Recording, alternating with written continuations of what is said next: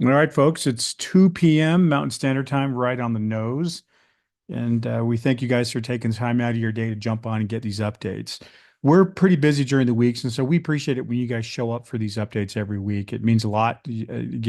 Not only does it give you guys some insight about what we're working on, what we're doing, but it helps us to make sure that we're held accountable to you guys, and you guys know what we're doing on the company side.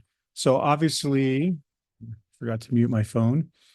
Um, the company side of Element and the Element blockchain are two very different entities.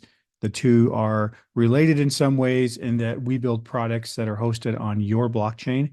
You guys are the owners of the blockchain. You guys have voting rights. We want you guys to be active in the community. There are a lot of people in our community doing some cool things for the token.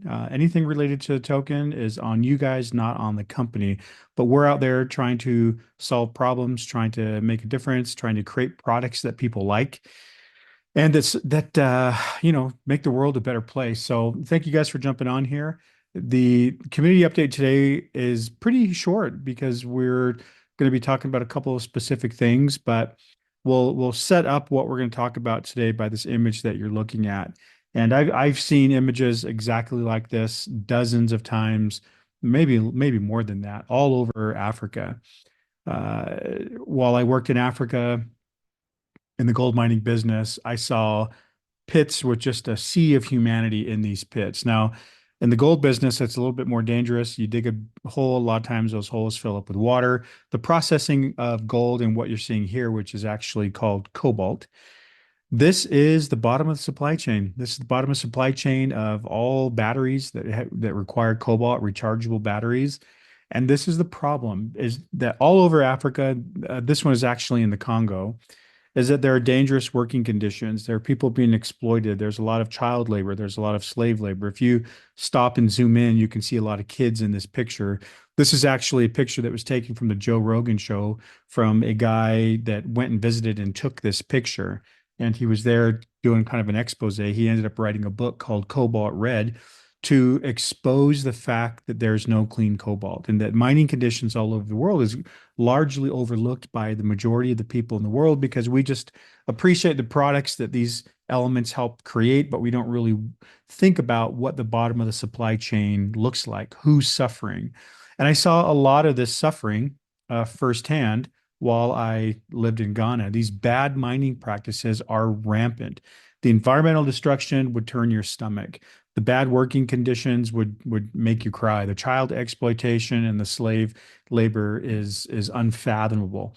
And part of all that, which really is where our company was born, is that there's distrust and there's no verification of the origin of all of these products. So really what we're trying to accomplish is to expose and highlight those who are doing bad things and highlight those who are doing good things. And hopefully we as consumers refuse to buy products that aren't verified. We refuse to buy gold unless we know the origin. We refuse to buy anything that's mined up out of the earth unless we can verify and track that it was harvested and mined ethically. That's the purpose of our company. That's the purpose of Element United. That's the purpose of blockchain technology that makes the verification of all of this possible. And that's why you're here, because you guys are all part of the blockchain community. It cannot be done without a decentralized network of computers all verifying these transactions that happen because of the products that we make. And so we we now have the ability to do something about all these bad mining practices. Before, it was always somebody else's problem. It was always let the government regulate, let these big companies be held responsible, let them do that. And all that is still part of it. But now we can be a part of the solution and you can be incentivized and rewarded with our digital reward for being a part of the solution. And so what we're going to be doing in the next couple of weeks, Paul and I, and we've already talked about this, you guys already know, is we're going to be heading back to Ghana. Now, as you guys know, I spent my time in Ghana. Yeah, that's a nice picture you took there, Paul. Paul took the picture of this DVD right off my shelf. I like that. And so I spent a couple of years in Ghana. Ended up on TV. You guys know that. You guys can go watch Jungle Gold. That's the DVD set that I use, but you guys can see clips of it. You can download the seasons on Hulu, or you can watch, clips on YouTube.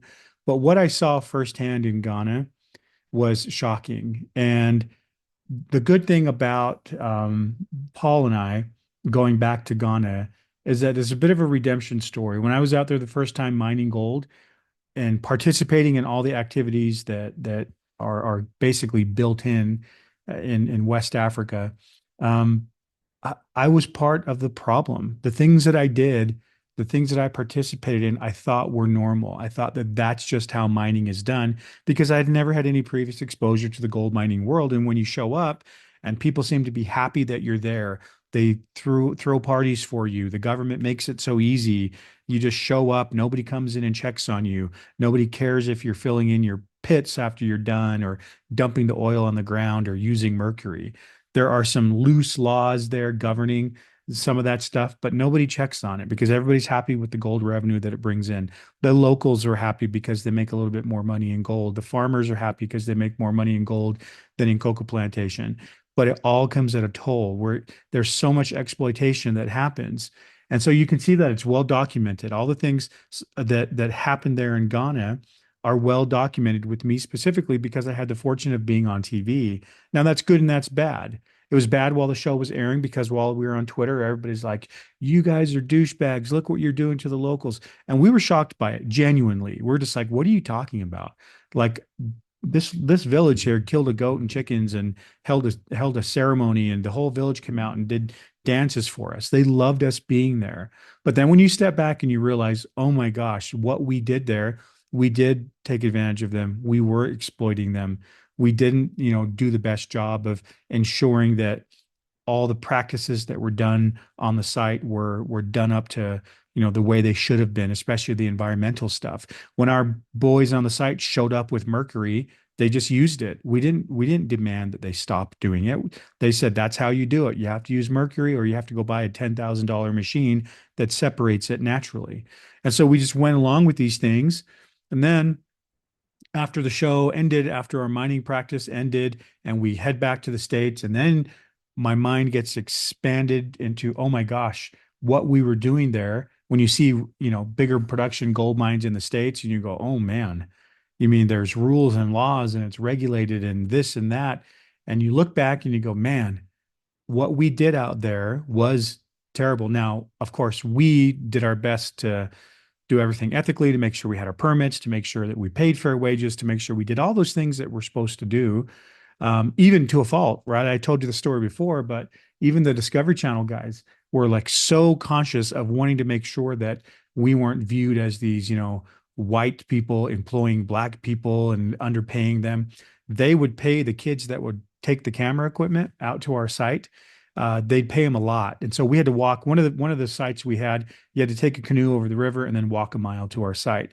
Well, Discovery Channel had 30 people there, and like 10 of them would be on site with us every single day, which means there was a lot of camera equipment to carry. So they were thinking, hey, let's go ahead and, be good people here. And they would pay these young men, a couple of them, to walk the camera equipment onto our site every day so we could film for a mile. But they were paying them more than anybody else in the village was making, including the chief.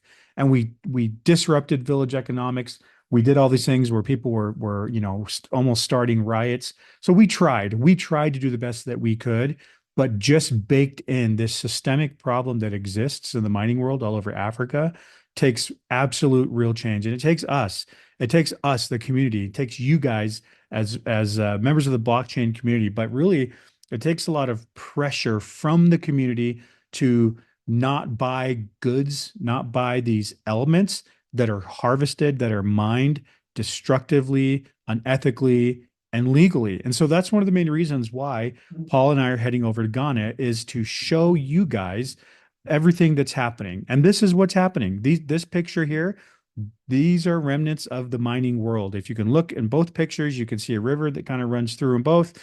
And every brown dot is a mine, is an I'll just open chip in pit real mine that was fast. dug. And so that was, what was that? Did you say something, Paul?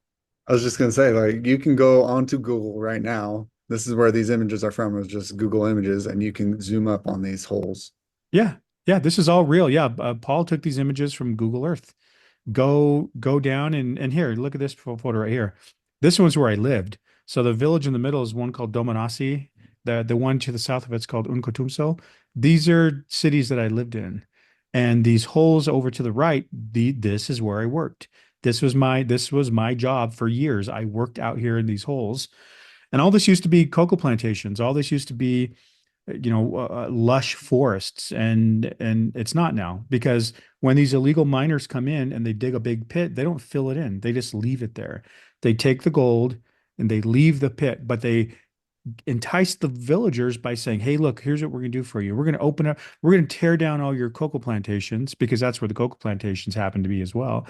We're going to tear these all down, and then we're going to dig a big hole, and then we're going to pull up the gold and we're going to share it with you. We're going to share the riches with you." And so, what do you think a local is going to say?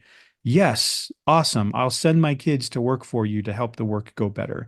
So they take the kids out of school and they put them in the mines. And it's dangerous. And a lot of these mines collapse. And a lot of these mines use mercury and other chemicals, and they're just dumped right into these holes. And they're dumped into the river. You can see up at the top right corner of this picture is the Ofen River. And the Ofen Rivers is where most of the gold production comes from in this part of Africa, in this part of Ghana. And so what our job is, what we want to do is to create better incentive for the locals to not mine. And it's we're working on ways, we're doing things to where, for example, with the gaming side of things, where we're gamifying gold mining, there are give back initiatives all throughout there. So as we mine on a free play to earn game, we can give kickbacks to these villages and help them to get the kids in school. And there's other things that we're working on that we're doing that will enable us to give back to these villages, but also empower them. Nobody wants to create a welfare state. Nobody wants to, to just, give handouts because that's what's enticing a lot of these folks here to let the land be destroyed, is that they come in with big promises of, hey, we'll give you this, we'll give you that.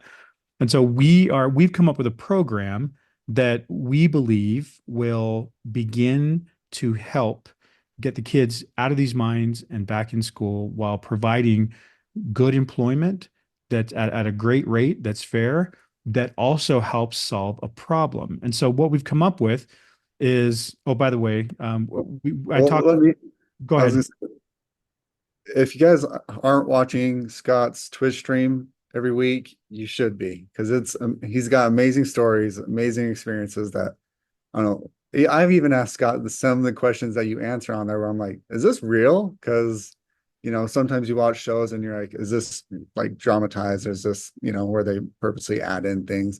And no, like it's real. And it's hearing Scott's uh narration as he's watching Jungle Gold. It's super interesting. It's really cool. And so I recommend you all going and watching his Twitch streams every week. I'll post a link here in the chat as well to go start watching those.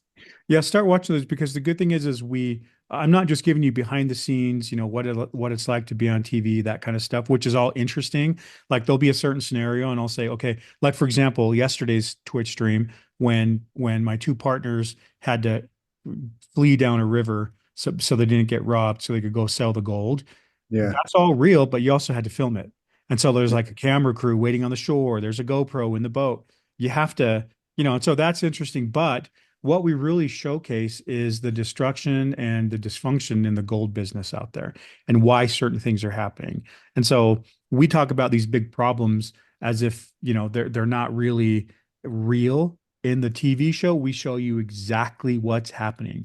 We say, we went and sold gold to this guy. Now, why is this guy there? Because he needs to buy the illegal gold because these illegal Chinese miners are too scared to take it into the village because they don't want to get shut down. We really break down every action and move we take. I explain how that fuels and how it contributes to the illegal gold trade, whether it's destruction to the environment or whether it's destruction or exploitation of locals. So you guys should join that. It's good. We're going to try to grow that. We've just been, you know, doing the Twitch stream. A few people show up, but we really want to get the word out.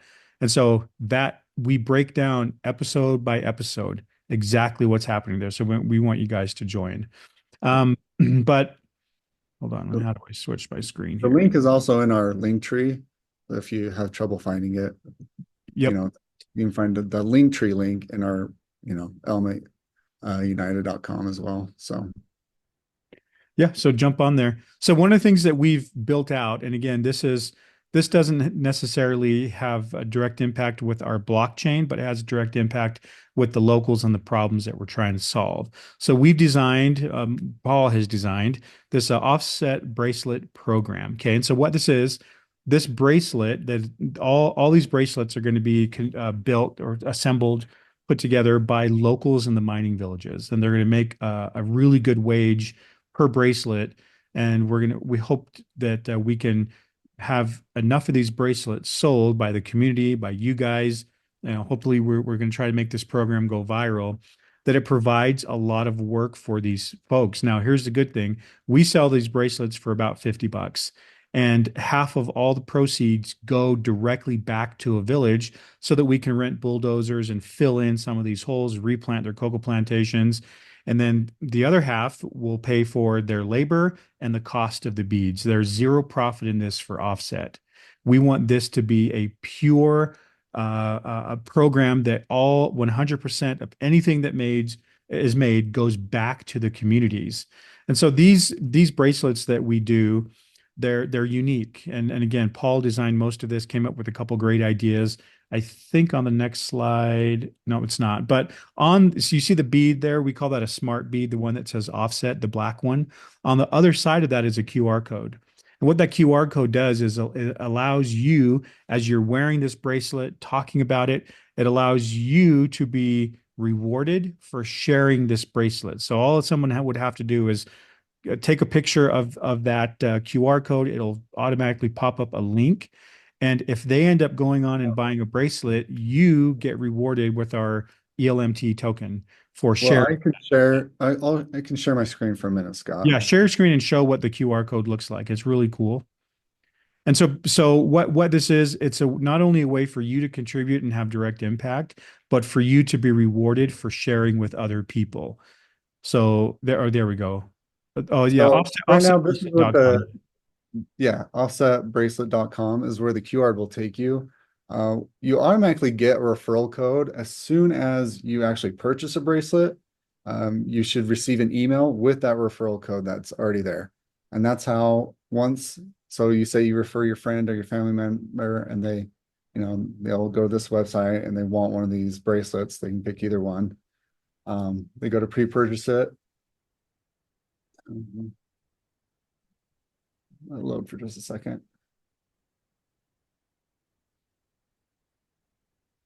So right here where it says referral code, that's where they will enter in your referral code, and that's how you both will get rewarded with ELMT. So Yep. So you get rewarded and they get rewarded. But keep in mind, so this trip that Paul and I are going on is to introduce you guys to the families who are going to be making these bracelets, to show you the problems that we're trying to solve. We're going to take you to actual open pit mines and show you how we are going to fill these in with the proceeds that we make from these bracelets. And so we'll take in a drone with us. We'll take some overhead shots so that you can see the before and the after. Now it'll take a while. Once we get some of these holes filled in. Now, Ghana, we used to joke that, no matter what you drop in Ghana, the ground is so fertile that, if you dropped a toothbrush tree would grow. But it does take time because a lot of times the mining process, it pulls up all the gravel and then the gravel gets put back in. But now sometimes the gravel's on top. And so it doesn't grow as fast. But we're going to be meeting with the villagers. We'll try to meet with the chief and to show you the direct impact that these bracelets have. And if you know that these bracelets have direct impact, you're more willing to wear it, you're more willing to share it. But Paul has done an incredible job of not only sourcing the beads, but designing the bracelets. We kind of did a little test around the office on which ones, and these are the ones that kind of stuck. One's a little bit bigger, the white one's a little bit smaller, and the women in the office voted they liked more of the white beads. But as you can see there in the picture, scroll down a little bit or scroll back up to the top of that page, just a little bit where you can see the QR code on the beads. So there's the they're right saying this. there. Yep, my incentivized referral code.